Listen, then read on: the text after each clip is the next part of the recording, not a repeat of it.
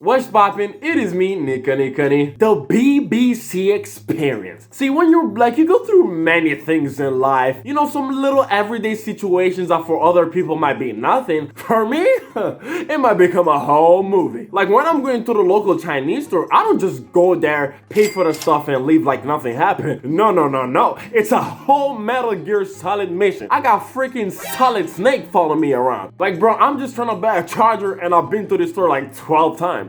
I'm not gonna steal, okay? Now, what if I told you there's a country where all these kind of situations are on steroids? The country I'm talking about? Italy. You know, Il Bel Paese, the capital of fashion and fine dining. I'm pretty sure most people in the world would probably like to go at least once to Italy, and there's pretty good reasons. The amazing landscapes, the amazing culture. A lot of people would probably want to move there for how amazing it is. And everything I just mentioned is true, but the whole spaghetti mafia mandolino experience is not exactly the same when, you know, like me, are pretty fucking black. See, Italy is one of those countries where there's not that many black people in the grand scheme of things. And also, Italy is pretty renowned for, its love of black people, if you catch my drift. You ever want to put an Italian person on the spot, show them a picture of a black person next to one of a gorilla, and ask them to spot the difference? They're gonna be sweating. You're gonna be there for quite a long time before they can find the answer, bro. Bro, Italy is something else, bro. I remember we went to a restaurant for my cousin's birthday. So, you know, we had a decent amount of people going, this a little group, nothing too crazy. But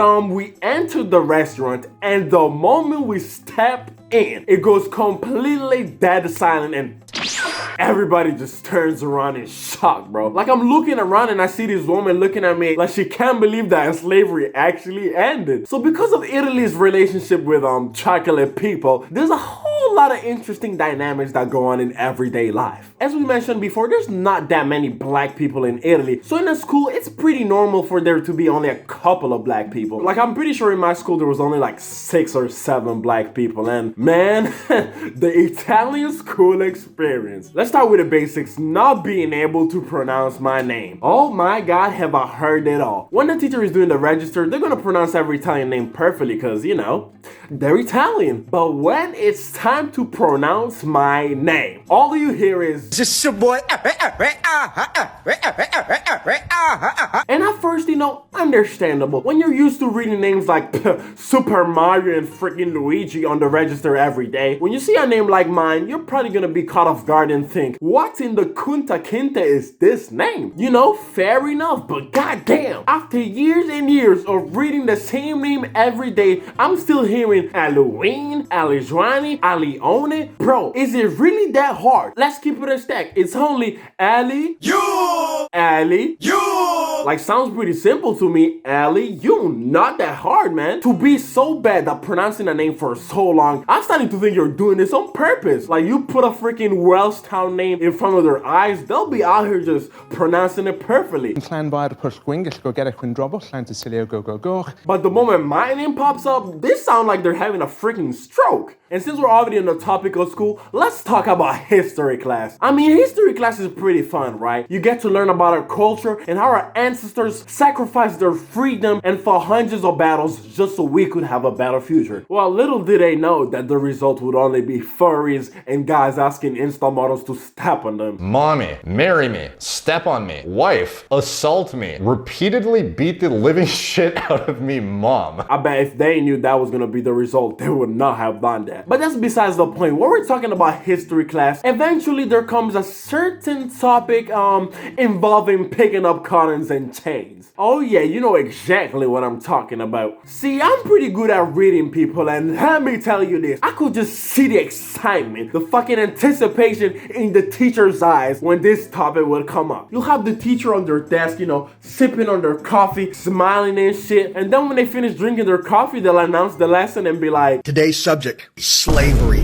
The moment those words are pronounced, every single person in that classroom would just turn around and stare at me at the speed of light. Not even just normally turning around. You know how in horror movies they be just fully rotating their head in 180 degrees? Just like that, bro. I'm telling you, these motherfuckers could not wait for that topic to come on, man. They're looking at me smiling, rubbing their hands, licking their lips, and I had to enjoy it by myself for 2 hours, man. And this is not where it would end. This whole behavior would bleed into geography class. And whenever we would talk about the poverty in Africa, they wouldn't just smile, rub their hands, and, giggle and shit. But these motherfuckers would just start asking questions left and right. Miss, is it true that they have to walk 5 miles? My bad. 10 miles every day to get water? Miss, is it true that they have to walk through the savannah and dodge lions and shit just to get to school? Oh, that's tough, man. Like, bro, what you asking all these questions for?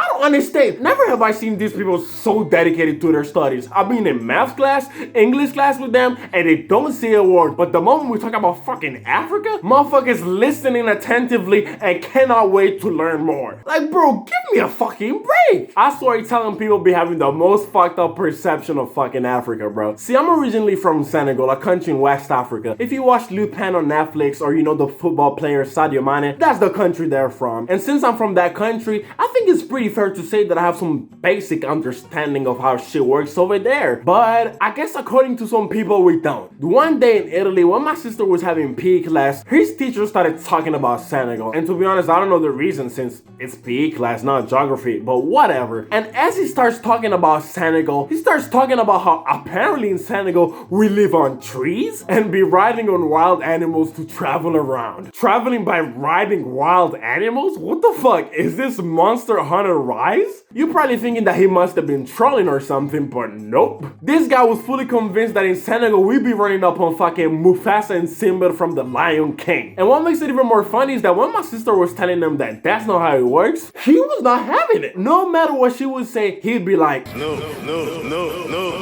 He simply didn't want to hear it. He really thinks that we wake up, take our spear, hop on a fucking zebra and just start hunting deer. And also sleeping on trees? I told you guys before that if you want to put an Italian person on the spot, show them a picture of a monk and a black person and they won't be able to tell the difference. I definitely feel like this guy probably saw some Donkey Kong Country Returns gameplay and thought it was like a documentary on African people's lives. Teachers in Italy really don't give a fuck, and something similar, actually, probably even worse, happened in my literature class. Like one day my Italian literature teacher had a whole soliloquy talking about how the hard R is not racist.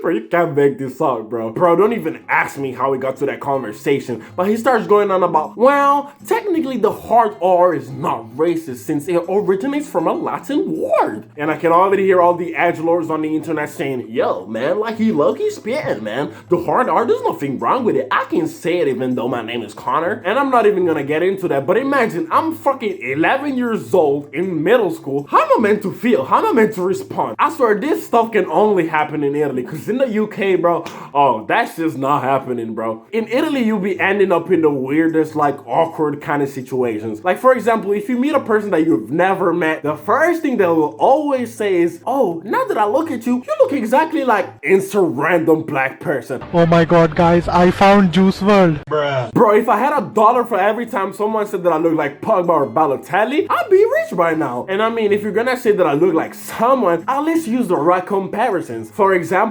Mandingo. You might say that we don't really look alike in the face, and I guess, but trust me, when you move the picture a little bit further down, that's when you realize that we must be twins. Other awkward situations is when they start asking questions about you that you possibly can't have the answer to. Oh, why are your palms white but your skin black? Oh, why is your hair like that? Oh, why don't you have a dad? Bro, I don't have the answers. Stop asking me stuff that I can't possibly know about. But the most awkward, or should I say fucked up situations that I've been in is having a whole group of Italian people talking to each other, and all of a sudden in the middle of the conversation they'll just talk shit about black people. Oh, black people this, black people that. But then they realize in the middle of the conversation that, you know, me, the quiet melanated person that I am, is also in the presence, and they hit you with the, I mean, you're not like the others. They're not like them.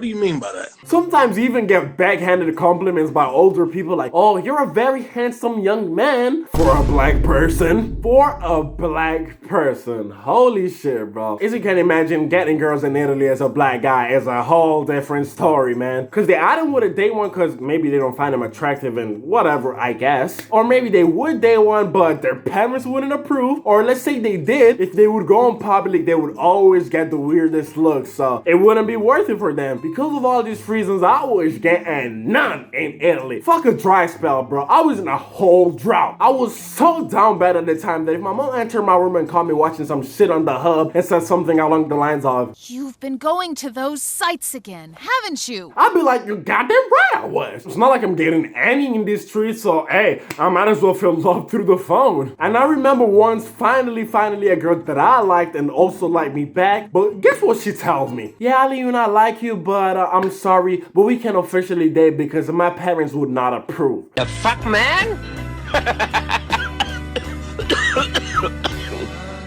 What the fuck, man? And because of all this love trauma back in the day, I feel like now that I'm, a little bit taller, a bit muscular, have learned some game, to the point where if I went to Italy right now, even though I would still be nerfed, I could still get some damage done. If I were to lay the smackdown on a girl, I'm not even going there for the enjoyment. I'm going there for the punishment. We laying the smackdown to another level. We be going in. I might have been 3-1 down in the finals back in the day, but we turned it around, going 4-3, we gained the championship. Fucking Malcolm X tap dancing in his grave. And I did say it in one of my videos, we ending racism with the power of interracial. Depending on where you live in the world, all these stories might sound absolutely crazy and sound like a fucking joke, but trust me, this is reality, bro. And I'm pretty sure if there's any people that have lived in Italy or any other countries where there's not that many black people, might be able to relate to these stories. But yeah, there it was, the black experience. If you made it all this way into the video, you must have really enjoyed it, so consider helping me get into 1,000 subscribers by leaving a like on the video, subscribing, and you already know. See you next time.